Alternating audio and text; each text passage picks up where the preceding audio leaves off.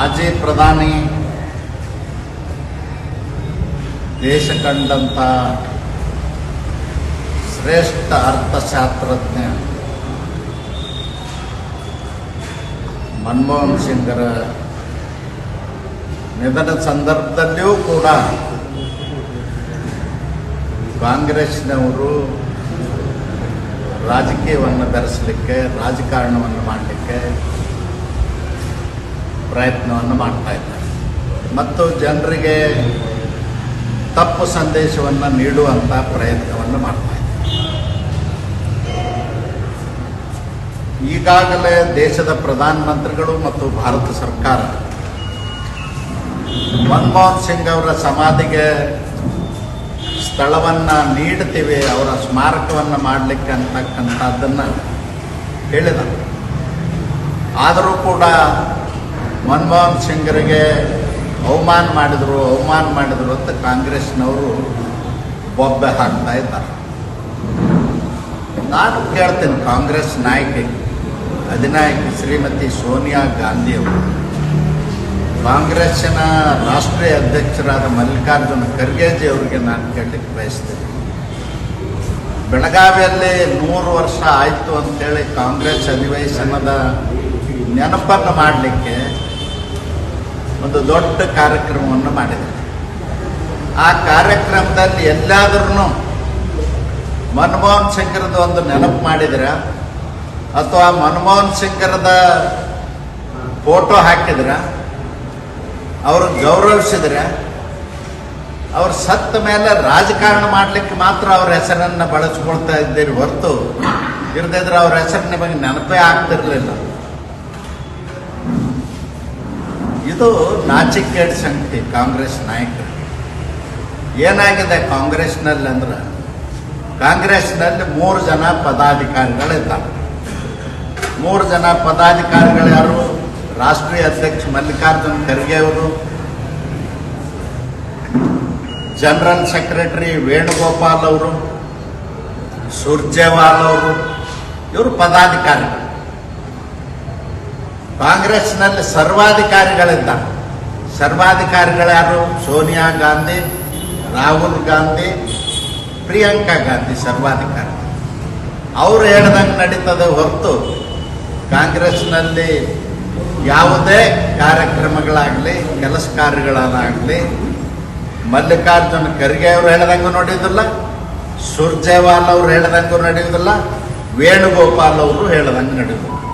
ಇವರು ಕೇವಲ ಉತ್ಸವ ಮೂರ್ತಿಗಳಿದ್ದಾಗ, ಉತ್ಸವ ಮೂರ್ತಿಗಳಂದ್ರೆ ಗೊತ್ತಾಯ್ತಲ್ಲ, ದೇವ್ರನ್ನ ಪಲ್ಲಕ್ಕಿ ಒಳಗೆ ಇಟ್ಕೊಂಡು ಹೋಗ್ಲಿಕ್ಕೆ ಆಗುದಿಲ್ಲ ಅಂಥೇಳಿ ಒಂದು ಚಿಕ್ಕ ಮೂರ್ತಿ ಮಾಡಿ ಗೊಂಬೆ ಥರ ಇಟ್ಟಿರ್ತಾರೆ, ಅದನ್ನು ಉತ್ಸವ ಮೂರ್ತಿ ಅಂತ ತಗೊಂಡು ತಿರುಗಾಡ್ತಿರ್ತಾರೆ. ಆ ಥರ ಆಗ್ಯಾದ್ರು ಪದಾಧಿಕಾರಿ ಕಾಂಗ್ರೆಸ್ನಲ್ಲಿ.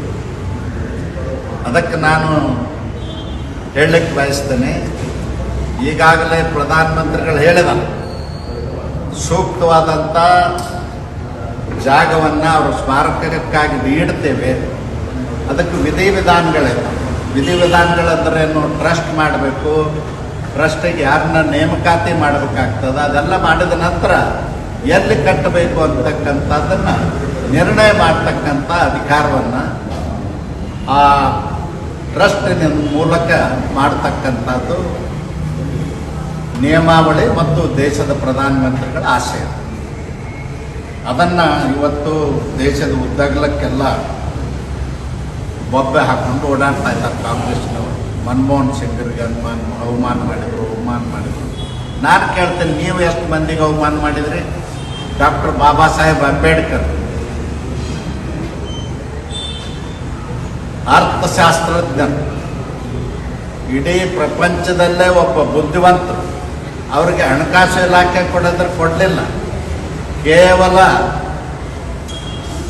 ಕಾನೂನು ಇಲಾಖೆ ಕೊಟ್ಟು ಅವ್ರಿಗೆ ಅವಮಾನಿಸಿದ್ರಿ. ಪ್ರತಿನಿತ್ಯ ಅವಮಾನವನ್ನು ತಡೆಯಲಾರ್ದನೆ ಪಂಡಿತ್ ಜವಾಹರ್ಲಾಲ್ ನೆಹರೂರವರ ಮಂತ್ರಿಮಂಡಲಕ್ಕೆ ರಾಜೀನಾಮೆ ಕೊಟ್ಟು ಬಂದಿರತಕ್ಕಂಥದ್ದು ಇತಿಹಾಸ. ಅದಕ್ಕೆ ನಮ್ಮ ಯುವಕರಿಗೆ ಹೇಳಲಿಕ್ಕೆ ಬಯಸ್ತೇನೆ, ಬರೀ ರಾಜೀನಾಮೆ ಕೊಟ್ಟು ಬಂದದ್ದಲ್ಲ, 1952ರ ಪ್ರಥಮ ಚುನಾವಣೆಯಲ್ಲಿ ಡಾಕ್ಟರ್ ಬಾಬಾ ಸಾಹೇಬ್ ಅಂಬೇಡ್ಕರ್ ಚುನಾವಣೆಗೆ ನಿಂತ ಸಂದರ್ಭದಲ್ಲಿ ಅವ್ರನ್ನ ಸೋಲಿಸಿ ಸ್ವತಃ ಪ್ರಧಾನಮಂತ್ರಿ ಪಂಡಿತ್ ಜವಾಹರ್ಲಾಲ್ ನೆಹರೂರವರು ಸಂಭ್ರಮ ಆಚರಿಸಿದರು. ಇದು ದೇಶದ ಇತಿಹಾಸದಲ್ಲಿ ಉಳಿದಿರ್ತಕ್ಕಂಥದ್ದು. ಇದು ಅವಮಾನ ಅಲ್ಲ ಎಂದು ಡಾಕ್ಟರ್ ಬಾಬಾ ಸಾಹೇಬ್ ಅಂಬೇಡ್ಕರ್ಗೆ, ದಲಿತರಿಗೆ ಅವಮಾನ ಅಲ್ಲ ಎನ್ನೋದು. ಇವತ್ತು ಸುಳ್ಳು ಹೇಳಿ ಡಾಕ್ಟರ್ ಬಾಬಾ ಸಾಹೇಬ್ ಅಂಬೇಡ್ಕರ್ಗೆ ಜೀವಿತ ಕಾಲದಲ್ಲಿ ಭಾರತ ರತ್ನ ಪ್ರಶಸ್ತಿ ಕೊಡಲಿಲ್ಲ. ಸ್ವತಃ ಪಂಡಿತ್ ಜವಾಹರ್ಲಾಲ್ ನೆಹರೂರವರು ಪ್ರಧಾನಮಂತ್ರಿಯಾಗಿ ತಮಗೆ ತಾವೇ ಭಾರತ ರತ್ನವನ್ನು ಪಡ್ಕೊಂಡ್ರು. ಇದು ನಾಚಿಕೆಗೇಡಿ ಸಂಗತಿ ಅಲ್ಲೇನು? ಡಾಕ್ಟರ್ ಬಾಬಾ ಸಾಹೇಬ್ ಅಂಬೇಡ್ಕರ್ ದೆಹಲಿಯಲ್ಲಿ ನಿಧನರಾದಾಗ ರಾಜ್ಘಾಟ್ನಲ್ಲಿ ಅವ್ರಿಗೂ ಒಂದು 6 ಅಡಿ 3 ಅಡಿ ಜಾಗ ಕೊಡ್ಬೋದಾಗಿತ್ತಲ್ಲ, ಯಾಕೆ ಕೊಡಲಿಲ್ಲ? ಅಷ್ಟೇ ಅಲ್ಲ, ಇಡೀ ದೆಹಲಿಯಲ್ಲಿ ಅವರ ಸಮಾಧಿಗೆ ಜಾಗ ಕೊಡಲಿಲ್ಲ.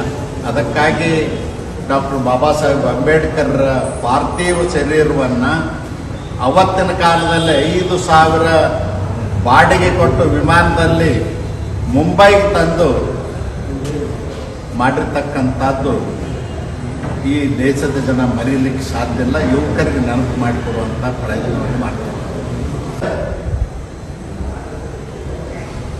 ಜೀವಿತ ಕಾಲದಲ್ಲಿ ಹೇಳಿದ್ದನ್ನ ನಮ್ಮ ಯುವಕರು, ವಿದ್ಯಾವಂತರು, ಅವತ್ತು ವಿದ್ಯಾವಂತರ ಸಂಖ್ಯೆ ಇರಲಿಲ್ಲ ದಲಿತರಲ್ಲಿ, ಅವ್ರಿಗೆ ನೆನಪು ಮಾಡ್ತೇನೆ. ಕಾಂಗ್ರೆಸ್ ಉರಿಯುವ ಮನೆ, ಕಾಂಗ್ರೆಸ್ಸಿಗೆ ನೀವು ಹೋಗಬಾರ್ದು ಅಂತಕ್ಕಂಥ ಸಂದೇಶವನ್ನು ಡಾಕ್ಟರ್ ಬಾಬಾ ಸಾಹೇಬ್ ಅಂಬೇಡ್ಕರ್ ಕೊಟ್ಟಿದ್ರು.